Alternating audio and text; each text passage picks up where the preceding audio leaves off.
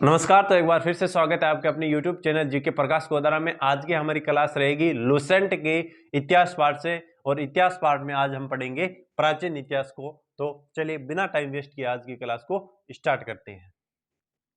ये जो Lucent book है, लुसेंट बुक के प्राचीन इतिहास पाठ को स्टार्ट करने जा रहे हैं। इतिहास पाठ में प्राचीन इतिहास को पढ़ेंगे, और तो बिना टाइम वेस्ट किए आज की क्लास को स्टार्ट करते हैं। पहला पॉइंट लुसेंट में क्या लिखा है? उत्तर में हिमालय से लेकर दक्षिण में समुद्र तक फैला यह उपमहाद्वीप भारतवर्ष के नाम से जाना जाता है। उत्तर में हिमालय से लेकर दक्षिण में समुद्र तक बोले तो कन्याकुमारी तक फैला हुआ ये उपमहाद्वीप भारतवर्ष के नाम से जाना जाता है। उपमहाद्वीप किसे कहते हैं? उपमहाद्वीप महाद्वीप का ही क्या है? हिस्सा है। किसका हिस्सा है? महाद्वीप का हिस्सा है, लेकिन तुलनात्मक और भौगोलिक रूप से छोटा हुआ अलग है, इसलिए इसे क्या कहते हैं? उपमहाद्वीप कहते हैं।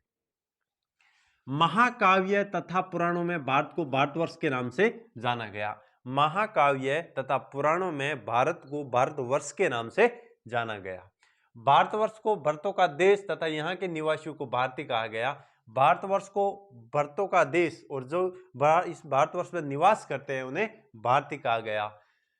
पहली बात है, महाकाव्य तथा पुराणों में भारत को भारतवर्ष के नाम से जाना गया।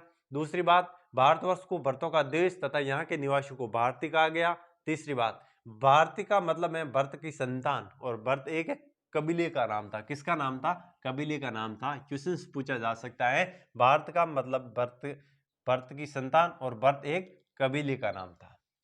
प्राचीन भारतीय अपने देश को जम्बू द्वीप, जामुन वृक्षों का द्वीप कहते थे। जो प्राचीन भारतीय थे वो अपने देश को जम्बू द्वीप का मतलब क्या है? जामुन वृक्षों का द्वीप कहते थे। यूनानी भारत को इंडिया कहते थे, और इसी आधार पर अंग्रेजों ने इसे इंडिया कहा। यूनानी भारत को क्या कहते थे? इंडिया कहते थे, और इसी आधार पर अंग्रेजों ने हमें इंडिया कहा, भारत को इंडिया कहा। मध्य काल में इसे हिंदुस्तान कहने लगे, जो कि फारसी शब्द हिंदू से बना है। फारसी शब्द हिंदू से बना है। इंपॉर्टेंट, कौन से शब्द से बना है? फारसी शब्द से। मध्य काल में इसे हिंदुस्तान कहने लगे, जो कि फारसी शब्द हिंदू से बना है। विंध्य पर्वत श्रृंखला देश को दो भागों में बांटती है, उत्तर और दक्षिण। कौन बांटती है? विंध्य पर्वत श्रृंखला, जो कि देश को दो भागों में बांटती है। नंबर 1 उत्तर और नंबर 2 दक्षिण। उत्तर में इंडो यूरोपियन परिवार की भाषाएं बोलने वालों की संख्या ज्यादा है। बोलता का मतलब है ज्यादा। उत्तर में इंडो यूरोपियन परिवार की भाषा बोलने वालों की संख्या ज्यादा है, और दक्षिण में द्रविड़ परिवार की भाषाएं बोलने वालों की संख्या ज्यादा है। भारत की जनसंख्या का निर्माण 3 प्रमुख नस्लों से हुई। भारत की जो जनसंख्या है उसका निर्माण प्रमुख 3 नस्लों से हुई। कौन कौन सी? Proto Australoid. Number 1 Proto Australoid, याद रखिएगा, इंपॉर्टेंट क्वेश्चंस बन सकता है यहां से। नंबर 2 पेलियो मेडिटेरियन, और नंबर 3 है काकेसाइड। क्रिस्टोफ सेलियस ने भारतीय इतिहास को अध्ययन की सुविधा के लिए 3 भागों में बांटा। किसने बांटा? क्रिस्टोफ सेलियस ने भारतीय इतिहास को अध्ययन की सुविधा के लिए 3 भागों में बांटा। कितने भागों में? 3 भागों में। कौन कौन से? प्राचीन इतिहास, मध्यकालीन इतिहास और आधुनिक इतिहास। किसने बांटा? क्रिस्टोफ सेलियस ने बांटा। क्वेश्चंस बन सकता है। क्रिस्टोफ सेलियस ने भारतीय इतिहास को अध्ययन की सुविधा के लिए 3 भागों में बांटा। प्राचीन इतिहास, मध्यकालीन इतिहास, आधुनिक इतिहास। प्राचीन भारतीय इतिहास के विषय में जानकारी मुख्यतः 4 स्रोतों से प्राप्त होती है। प्राचीन भारतीय इतिहास में की विषय में जानकारी मुख्यतः 4 स्रोतों से प्राप्त होती है। नंबर 1 धर्मग्रंथ, ऐतिहासिक ग्रंथ, ऐतिहासिक ग्रंथ, विदेशों का विवरण और पुरातात्विक संबंधित साक्ष्य मिलने वाले जानकारी। धर्म ग्रंथ के अंदर वेद, वेदांग, पुराण, उपनिषद से जानकारी प्राप्त होती है। वेद कितने प्रकार के हैं? वेद 4 प्रकार के हैं, ऋग्वेद, यजुर्वेद, सामवेद, अथर्ववेद। ऐतिहासिक ग्रंथ में प्रमुख लेखकों की पुस्तकें हैं, जैसे जातक, आगम, अष्टाध्यायी, राजतरंगिणी आदि। विदेशों का विवरण, विदेशियों ने भारत के बारे में कैसे उनके लेखे के विवरण है, जैसे भारत के बारे में उन्होंने कुछ लेखक कहते हैं कि भारत जैसे यूनानी रोमन लेखक है, चीनी लेखक है, अरबी लेखक है, अन्य लेखक है इत्यादि। पुरातात्विक संबंधी साक्ष्य से मिलने वाली जानकारी जैसे अभिलेख, सबसे इंपॉर्टेंट अभिलेख। तो एक बार फिर से रिपीट कराऊंगा आपको। उत्तर में हिमालय से लेकर दक्षिण में समुद्र तक फैला यह उपमहाद्वीप भारतवर्ष के नाम से जाना जाता है। नंबर 1 लाइन, महाकाव्य तथा पुराणों में भारत को भारतवर्ष के नाम से जाना गया। भारतवर्ष को भरतों का देश तथा यहाँ के निवासियों को भारतीय कहा गया। भारतीय का मतलब है भरत की संतान, और भरत एक कबीले का नाम था। प्राचीन भारतीय अपने देश को जम्बू द्वीप मतलब जामुन और वृक्षों का द्वीप कहते थे। यूनानी भारत को इंडे कहते थे, और इसी आधार पर अंग्रेजों ने भारत को इंडिया कहा। मध्यकाल में इसे हिंदुस्तान कहने लगे, जो कि फारसी शब्द हिंदू से बना है। विंध्य पर्वत श्रृंखला देश को दो भागों में बांटती है, उत्तर और दक्षिण में। उत्तर में इंडो यूरोपियन परिवार की भाषाएं बोलने वालों की संख्या ज्यादा है, और दक्षिण में द्रविड़ परिवार की भाषाएं बोलने वालों की संख्या ज्यादा है। भारत की जनसंख्या का निर्माण 3 प्रमुख नस्लों से हुआ। कौन कौन सी? Number 1 Proto Australoid, number 2 Paleo Mediterranean, number 3 Caucasoid. Christoph सेलियस ने भारतीय इतिहास को अध्ययन की सुविधा के लिए 3 भागों में बांटा था: प्राचीन इतिहास, मध्यकालीन इतिहास और आधुनिक इतिहास। प्राचीन भारतीय इतिहास के विषय में जानकारी मुख्यतः 4 स्रोतों से प्राप्त होती है। कौन कौन से स्रोत है? धर्म ग्रंथ, ऐतिहासिक ग्रंथ, विदेशों का विवरण और पुरातात्विक संबंधी साक्ष्य से मिलने वाली जानकारी। अब बात करते हैं आगे और।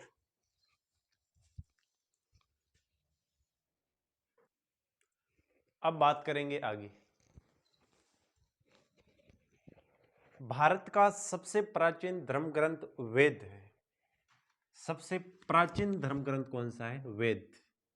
और इसके संकलनकर्ता महर्षि कृष्ण द्वैपायन वेद व्यास। सबसे इंपॉर्टेंट याद रखना, महर्षि कृष्ण द्वैपायन वेद व्यास किसके रचयिता थे? वेद के रचयिता थे। वेद वसुदेव कुटुंबकम का उपदेश देता है। वसुदेव कुटुंबकम, इसका मतलब क्या है?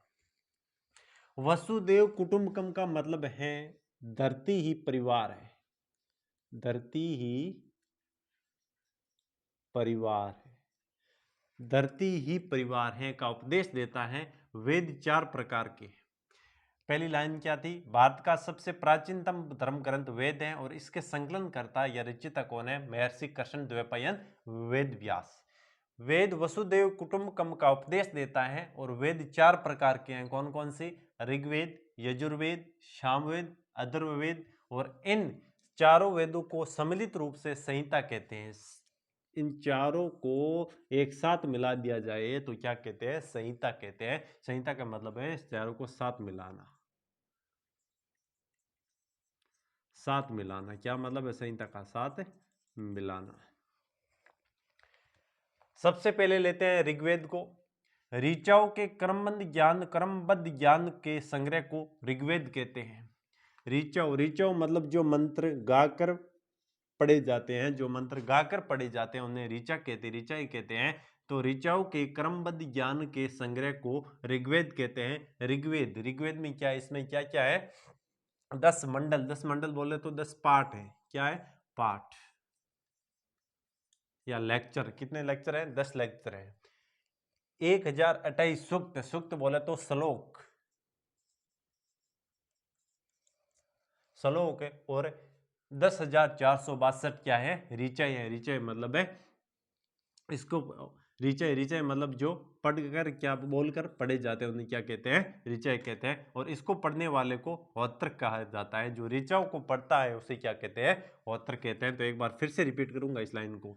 ऋग्वेद ऋचाओं के क्रमबद्ध, ऋचाएं किसे कहते हैं? वह मंत्र जो कि पढ़कर बोले जा या बोलकर पढ़े जाते हैं उनकी क्या कहते हैं? ऋचाएं कहते हैं। ऋचाओं के क्रमबद्ध ज्ञान के संग्रह को ऋग्वेद कहते हैं। इसमें 10 मंडल बोले तो 10 पाठ, 10 लेक्चर हैं, 1028 से सूक्त बोले तो श्लोक है, और 10,462 ऋचाएं है। इसमें ऋग्वेद में आर्य के राजनीतिक प्रणाली और इतिहास एवं ईश्वर की महिमा के बारे में बताया गया है। किसमें बताया गया है? ऋग्वेद में क्या बताया गया है? आर्य के राजनीतिक प्रणाली और इतिहास एवं ईश्वर की महिमा के बारे में बताया गया है। ऋग्वेद के महत्वपूर्ण मंडल, तीसरा मंडल इसमें के कितने मंडल है? 10 मंडल है। 10 में से महत्वपूर्ण मंडल को पढ़ेंगे। जैसे तीसरा मंडल है, 8वां मंडल है, 9वां मंडल है, 10वां मंडल है। महत्वपूर्ण मंडलों को पढ़ेंगे। तीसरे मंडल बोलता है, तीसरे अध्याय में क्या कहा गया है? सूर्य देवता सावित्री को समर्पित प्रसिद्ध गायत्री मंत्र है। किसमें है? तीसरे मंडल में क्या है? सूर्य देवता सावित्री को समर्पित प्रसिद्ध गायत्री मंत्र है। गायत्री मंत्र किसमें है? तीसरे मंडल में है। 8वें मंडल में हस्तलिखित ऋचाओं को खिल कहा गया है। 8 जो हाथों से लिखी गई ऋचाएं हैं उन्हें क्या कहा गया है? खिल कहा गया है। किसमें कहा गया है? 8वें मंडल में। तीसरे मंडल में सूर्य देवता सावित्री को समर्पित प्रसिद्ध गायत्री मंत्र है और 8वें मंडल में हस्तलिखित ऋचाओं को खिल कहा गया है। 9वें मंडल में सोम देवता का उल्लेख है। 9वें मंडल में क्या है? सोम देवता का उल्लेख है। 10वें मंडल में वर्णित पुरुष सूक्त हैं और इसके अनुसार इनकी उत्पत्ति पुरुष सूक्त है। पुरुषों के बारे में बताया गया है। किसके बारे में बताया गया है? पुरुषों के बारे में। कौन से मंडल में बताया गया है? तो 10वें मंडल में बताया गया है। किसके बारे में? पुरुषों के बारे में बताया गया है। तीसरे मंडल में गायत्री मंत्र। 8वें मंडल में हस्तलिखित ऋचाओं के बारे में बताया गया जो उसको क्या हस्तलिखित ऋचाओं को क्या कहते हैं? खिल कहते हैं। और 9वें मंडल में सोम देवता के बारे में बताए गए हैं और 10वें मंडल में पुरुष सूक्त बोले तो पुरुषों के बारे में बताया गया है। और 10वें मंडल के अनुसार पुरुष 4 प्रकार के हैं। कितने प्रकार के हैं? 4 प्रकार है। इनकी उत्पत्ति, ब्राह्मण की उत्पत्ति ब्राह्मण मुख क्षत्रिय भुजाओं से और वैश्य जंघाओं से और शूद्र चरणों से। एक बार फिर से रिपीट करूंगा। तीसरे मंडल सूर्य देवता सावित्री को समर्पित प्रसिद्ध गायत्री मंत्र है। 8वें मंडल में हस्तलिखित ऋचाओं को खिल कहा गया है और 9वें मंडल में सोम देवता का उल्लेख है। 10वें मंडल में वर्णित पुरुष सूक्त है और इसके अनुसार इनकी उत्पत्ति, ब्राह्मण की उत्पत्ति मुख से, क्षत्रिय की उत्पत्ति भुजाओं से और वैश्यों की उत्पत्ति जंघाओं से और शूद्रों की उत्पत्ति चरणों से हुई। ऋग्वेद में अधन्य शब्द का संबंध गाय से है। अधन्य शब्द है, इसका संबंध किससे है? गाय से है। किसे? गाय से। वामनावतार के 3 पगों के बारे में भी उल्लेख मिलता है, ऋग्वेद में मिलता है। ऋग्वेद में इंद्र के लिए 250 तथा अग्नि के लिए 200 ऋचाओं की रचना की गई है। कितने? इंद्र के लिए कितनी? 250। इंद्र के लिए 250 और अग्नि के लिए 200 ऋचाओं की रचना की गई। ऋचा मतलब है वह मंत्र जो कि पढ़कर या बोलकर पढ़े जाते हैं। प्राचीन इतिहास के साधन के रूप में वैदिक साहित्य में ऋग्वेद के बाद शतपथ ब्राह्मण का स्थान है।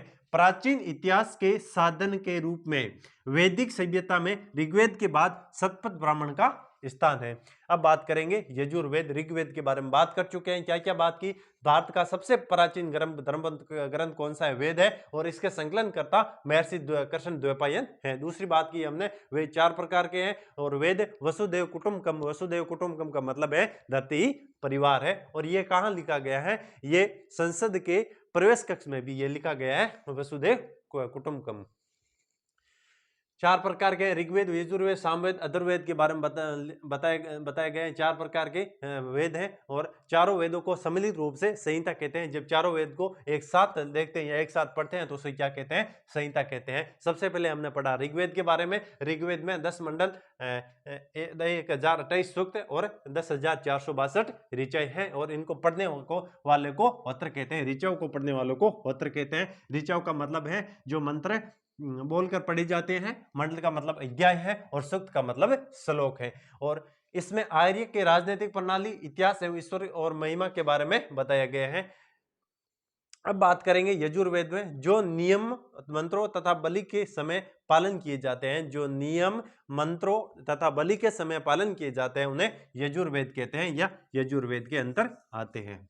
इसके पाठकर्ता को अदरव्यू कहते हैं। अदरव्यू कहते हैं। क्या कहते हैं? अदरव्यू कहते हैं। जो यजुर्वेद के पाठ करता है, जो पाठ पढ़ते हैं उन्हें क्या कहते हैं? अदरव्यू कहते हैं।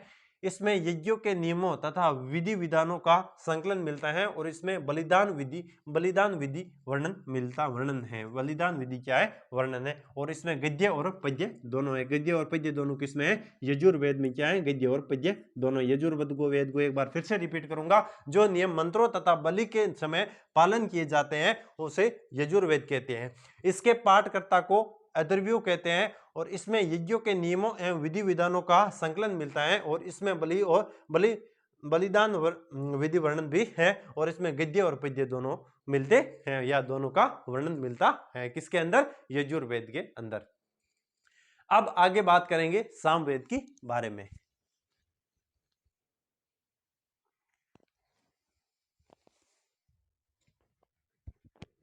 अब बात करते हैं सामवेद की। साम का शाब्दिक अर्थ है गान। साम का शाब्दिक अर्थ है गान करना। इस वेद में मुख्यतः यज्ञों के अवसर पर गाए जाने वाले ऋचव बोले तो मंत्रों का संकलन है। इसके पाठकर्ता को उद्रात्र कहते हैं। उद्रात्र कहते हैं। जो सामवेद का पाठ करता है या सामवेद के ऋचव का पाठ करता है उसे क्या कहते हैं? उद्रात्र कहते हैं। और जो ऋग्वेद के पाठक करता है उसे क्या कहते हैं? होत्र कहते हैं। साम का शाब्दिक अर्थ है गान करना। इस वेद में मुख्यतः यज्ञों के अवसर पर किया जाने वाला गान या ऋचाओं मंत्रों का संकलन है और इसके पाठकर्ता को उद्रात्र कहते हैं। सामवेद का संकलन ऋग्वेद पर आधारित है। जो सामवेद है इसका संकलन किस पर आधारित है? ऋग्वेद पर आधारित है। सामवेद में 1810 सूक्त हैं। सूक्त बोले तो श्लोक हैं। कितने? 1810 सूक्त श्लोक हैं जो ऋग्वेद से लिए गए हैं। और कहां से लिए गए हैं? ऋग्वेद से लिए गए हैं। सामवेद के 1810 सूक्त मतलब श्लोक हैं वह कहां से लिए गए हैं? ऋग्वेद से लिए गए हैं। और सामवेद का संकलन ऋग्वेद पर आधारित है। सामवेद को भारतीय संगीत का जनक कहा जाता है। भाई साम का मतलब भी गान करना है तो सामवेद को क्या कहा जाता है? भारतीय संगीत का जनक कहा जाता है। अब सामवेद का उपवेद की बात की जाए तो गंधर्व वेद। क्या है? गंधर्व वेद। तो ऋग्वेद का उपवेद क्या है? आयुर्वेद। यजुर्वेद का उपवेद क्या है? धनुर्वेद। और अथर्ववेद का उपवेद क्या है? शिल्प वेद। तो सामवेद को एक बार फिर से रिपीट करूंगा।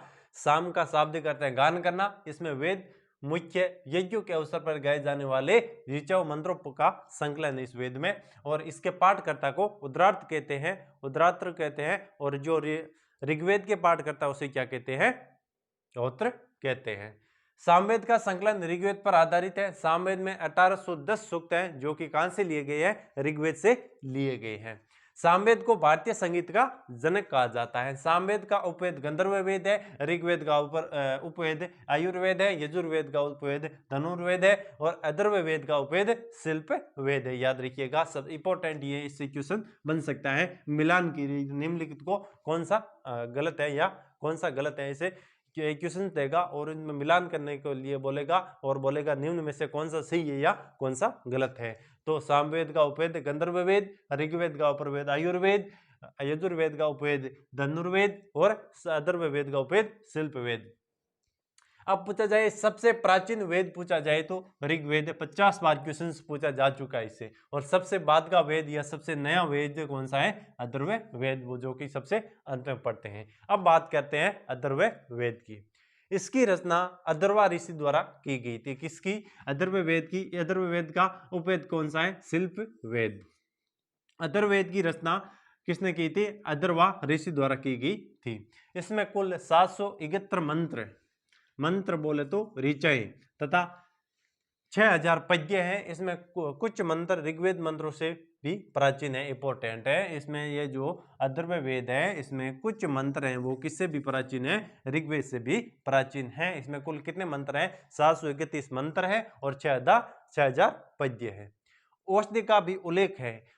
अथर्ववेद में औषधि का भी उल्लेख मिलता है। सबसे पहले अथर्ववेद में मिलता है किसका? औषधि का उल्लेख। इसमें सामान्य मनुष्य के विचारों तथा अंधविश्वासों को का भी उल्लेख है। अथर्ववेद में सामान्य मनुष्य के विचार, थॉट और अंधविश्वासों का भी उल्लेख मिलता है। किसमें मिलता है? अथर्ववेद में। पृथ्वी सूक्त अथर्ववेद का प्रतिनिधि सूक्त माना जाता है। प्रतिनिधि सूक्त माना जाता है। कौन सा? पृथ्वी सूक्त। इंपॉर्टेंट इंपॉर्टेंट लगाकर याद कीजिएगा। पृथ्वी सूक्त अथर्ववेद का प्रतिनिधि सूक्त माना जाता है। इसमें मानव निर्माण के सभी पक्षों जैसे गृह निर्माण है, कृषि की उन्नति है, इसमें मानव निर्माण के सभी पक्षों के बारे में वर्णन मिलता है। मानव निर्माण कैसे करता है, खुद का निर्माण कैसे करता है, कैसे कैसे वो जीवन में क्या क्या कार्य करता है उसके बारे में उल्लेख मिलता है। किसमें? अथर्ववेद में। गृह निर्माण, कृषि की उन्नति, व्यापारिक मार्गों की खोज, रोग निवारण, समन्वय बोले तो वो अपना जीवन का तालमेल कैसे करता है, विवाह राजभक्ति, राजा का चुनाव, वनस्पतियाँ एवं औषधियों के बारे में भी इसमें उल्लेख मिलता है। तो ये सबसे पहले ये लिखा है, औषधि का उल्लेख सबसे पहले अथर्ववेद में मिलता है। साफ, वंशीकरण, प्रायश्चित, मातृभूमि आदि का विवरण है। कुछ मंत्रों में जादू टोने का भी वर्णन है। इसमें कुछ मंत्रों में जादू टोने का भी वर्णन मिलता है। किसमें मिलता है? अथर्ववेद में जादू टोने का भी वर्णन मिलता है। अथर्ववेद में प्रशिक्षित को कुरों का राजा कहा गया। अथर्ववेद में प्रशिक्षित को कुरों का राजा कहा गया। अथर्ववेद में सभा एवं समिति को प्रजापति की दो पुत्रियां कहा गया है। अथर्ववेद में सभा एवं समिति को प्रजापति की दो पुत्रियां कहा गया है। वेदों की शाखाएं, अब वेदों की शाखाएं भी हैं, जैसे सांकल शाखा ऋग्वेद से जुड़ी एकमात्र जीवित शाखा है। इंपॉर्टेंट क्वेश्चंस पूछा गया था एसएससी सीजीएल में कि सांकल शाखा किससे जुड़ी हुई है। 4 वेदों के नाम दिए गए थे, ऋग्वेद, यजुर्वेद, सामवेद और अथर्ववेद किससे जुड़ी हुई है? तो ऋग्वेद से जुड़ी एकमात्र जीवित शाखा है। यजुर्वेद को शुक्ल यजुर्वेद और कृष्ण यजुर्वेद दो शाखाओं में बांटा गया है। यजुर्वेद को शुक्ल यजुर्वेद और कृष्ण यजुर्वेद दो शाखाओं में बांटा गया है। तो एक बार फिर से रिपीट करूंगा, किसको? अथर्ववेद को एक बार फिर से रिपीट करूंगा। अथर्ववेद का उपवेद शिल्पवेद, सामवेद का उपवेद गंधर्ववेद, ऋग्वेद का उपवेद आयुर्वेद और यजुर्वेद का उपवेद धनुर्वेद। सबसे प्राचीन वेद कौन सा है? ऋग्वेद। और सबसे बाद का वेद कौन सा है? अथर्ववेद।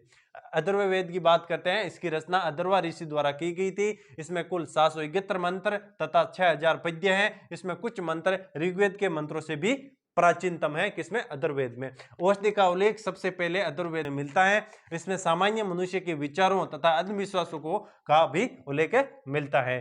पृथ्वी सूक्त अथर्ववेद का प्रतिनिधि सूक्त माना जाता है। इसमें मानव निर्माण के सभी पक्षों जैसे गृह निर्माण, कृषि की उन्नति, व्यापारिक मार्गों की खोज, रोग निवारण, सामान्य बोले तो जीवन का तालमेल, विवाह, राजभक्ति, राजा का चुनाव, वनस्पति एवं औषधियां, श्राप, साप, वंशीकरण, प्रायश्चित्य, मातृभूमि आदि का विवरण है। और कुछ मंत्रों में जादू टोने का भी वर्णन है। जादू टोने का वर्णन किसमें है? अथर्ववेद में है। 50 बार क्वेश्चन पूछा जा चुका है रेलवे एसएससी दोनों के अंदर। अथर्ववेद में प्रशिक्षित को कुरों का राजा कहा गया। अथर्ववेद में सभा एवं समिति को प्रजापति की दो पुत्रियां कहा गया। अथर्ववेद में सभा एवं समिति को प्रजापति की दो पुत्रियां कहा गया। अब क्या है? वेदों की शाखाएं। वेदों में भी क्या है? शाखाएं हैं। वेदों की शाखाएं, साकल शाखा ऋग्वेद में से जुड़ी एकमात्र जीवित शाखा है। कौन सी? साकल शाखा ऋग्वेद से जुड़ी एकमात्र जीवित शाखा है। यजुर्वेद को शुक्ल यजुर्वेद और कृष्ण यजुर्वेद दो शाखाओं में बांटा गया। अब पढ़ेंगे इससे आगे।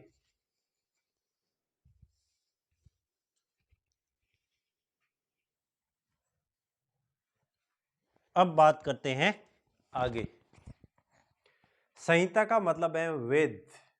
संहिता बोले तो चारों वेद जब एक साथ, चारों वेदों का सम्मिलित रूप को क्या कहते हैं? संहिता कहते हैं। तो संहिता के पश्चात ब्राह्मणों, आरण्यकों तथा उपनिषदों का स्थान है और इनसे उत्तर वैदिक कालीन समाज एवं संस्कृति के विषय में जानकारी प्राप्त होती है। एक बार फिर से रिपीट कराऊंगा। संहिता बोले तो चारों वेदों को सम्मिलित रूप से क्या कहते हैं? संहिता कहते हैं। संहिता के पश्चात मतलब वेदों के पश्चात ब्राह्मणों, आरण्यकों तथा उपनिषदों का स्थान है और इनसे उत्तर पूर्वी प्राचीनकालीन समाज एवं संस्कृति के विषय में जानकारी प्राप्त होती है। ब्राह्मण ग्रंथ वैदिक संहिता की व्याख्या करने के लिए गद्य में लिखे गए। किसमें लिखे गए? गद्य में लिखे गए। सबसे इंपॉर्टेंट ये बात, ब्राह्मण ग्रंथ वैदिक संहिता बोले तो वैदिक संहिता की व्याख्या करने के लिए गद्य में लिखे गए। प्रत्येक वेद के लिए अलग अलग ब्राह्मण ग्रंथ है। प्रत्येक संहिता के लिए क्या क्या है? अलग अलग ब्राह्मण ग्रंथ। एक बार फिर से रिपीट करूंगा। ब्राह्मण ग्रंथ वैदिक संहिता की व्याख्या करने के लिए गद्य में लिखे गए थे, पद्य में नहीं लिखे गए थे, गद्य में लिखे गए थे। और प्रत्येक संहिता के लिए अलग अलग ब्राह्मण ग्रंथ हैं। जैसे ऋग्वेद के लिए ब्राह्मण ग्रंथ कौन सा है? ऐत्रेय व कौशितकी। ऋग्वेद के लिए ब्राह्मण ग्रंथ कौन कौन से हैं? ऐत्रेय व कौशितकी। यजुर्वेद के लिए ब्राह्मण ग्रंथ कौन सा है? व शतपथ, 33 व शतपथ। सामवेद के लिए ब्राह्मण ग्रंथ कौन सा है? पंचविश व पंचविश। और अर्थवेद के लिए गोपथ है। तो एक बार फिर से रिपीट करूंगा, ऋग्वेद के लिए ब्राह्मण ग्रंथ हैं ऐत्रेय व कौशितकी, यजुर्वेद के लिए तैत्तिरीय व शतपथ, और सामवेद के लिए पंचविश, अर्थवेद के लिए गोपथ। इन ब्राह्मण ग्रंथों से हमें परीक्षित के बाद और बिंबिसार के पूर्व की घटना का ज्ञान प्राप्त होता है। ये जो ब्राह्मण ग्रंथ है कौन कौन से? ऐत्रेय व कौशितकी, ऋग्वेद के लिए, यजुर्वेद के लिए तैत्तिरीय व शतपथ, और सामवेद के लिए पंचविश, और अथर्ववेद के लिए गोपंथ। इन ब्राह्मण ग्रंथ से हमें परीक्षित के बाद और बिंबिसार के पूर्व की घटना का ज्ञान प्राप्त होता है। इन्हें चारों ब्राह्मण ग्रंथों में कितने के ब्राह्मण ग्रंथ कितने कितने हैं? 1 2 3 4 5 6। कितने ब्राह्मण ग्रंथ है? 6। ऐत्रेय में राज्याभिषेक के नियम एवं कुछ प्राचीन राजाओं के नाम दिए गए। किसमें? ऐत्रेय, जो क्या है? ऋग्वेद का ब्राह्मण ग्रंथ है। इसमें क्या दिया गया है? राज्याभिषेक के नियम और कुछ प्राचीन राजाओं के नाम दिए गए हैं। शतपथ, शतपथ है, शतपथ किसका है? यजुर्वेद का ब्राह्मण ग्रंथ है। किसका है? यजुर्वेद का ब्राह्मण ग्रंथ। और शतपथ में क्या दिया गया है? गांधार, सलय, केकई, कुरु, पांचाल, कौशल, विदेह आदि राजाओं का उल्लेख मिलता है। किसमें मिलता है? शतपथ में मिलता है। और शतपथ किसका ब्राह्मण ग्रंथ है? यजुर्वेद का ब्राह्मण ग्रंथ है। शतपथ में गांधार, सलय, केकई, कुरु, पांचाल, कौशल, विदेह आदि राजाओं का उल्लेख मिलता है। वैदिक साहित्य में ऋग्वेद के बाद शतपथ ब्राह्मण का स्थान है। वैदिक साहित्य में ऋग्वेद के बाद किसका स्थान है? शतपथ ब्राह्मण का स्थान है। आरण्य में यज्ञ से जुड़े हुए कर्म कांडों की दार्शनिक और प्रतीकात्मक अभिव्यक्ति है। किसमें? आरण्य में है। उपनिषदों की संख्या कितनी है? 108। उपनिषदों की संख्या कितनी है? 108, जिनमें 13 को मूलभूत उपनिषदों की श्रेणी में रखा गया है।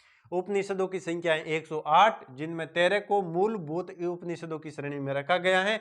इनमें यज्ञों से जुड़े दार्शनिक विचार, शरीर, ब्राह्मण, आत्मा तथा ब्रह्मा की व्याख्या की गई है। किसमें? इन उपनिषदों में। कितने टोटल उपनिषद कितने हैं? 108, और 13 को मूलभूत उपनिषदों की श्रेणी में रखा गया है। और इसमें यज्ञ से जुड़े दार्शनिक विचार, शरीर, ब्राह्मण, आत्मा तथा ब्रह्मा की व्याख्या की गई है।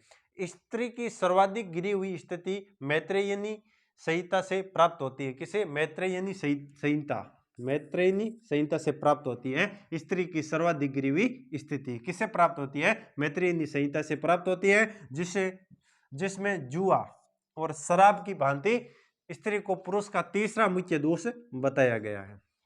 एक बार फिर से रिपीट करूंगा, इंपॉर्टेंट पॉइंट लगा लीजिए यहां पर।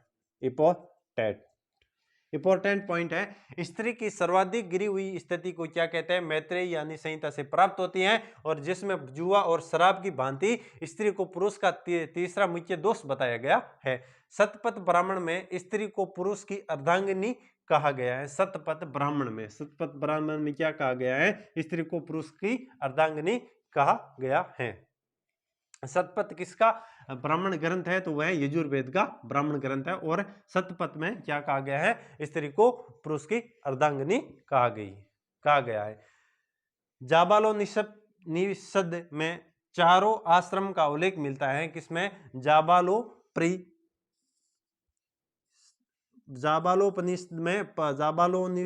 में चारों आश्रम का उल्लेख मिलता है। किसमें मिलता है? जाबालोपनिषद में।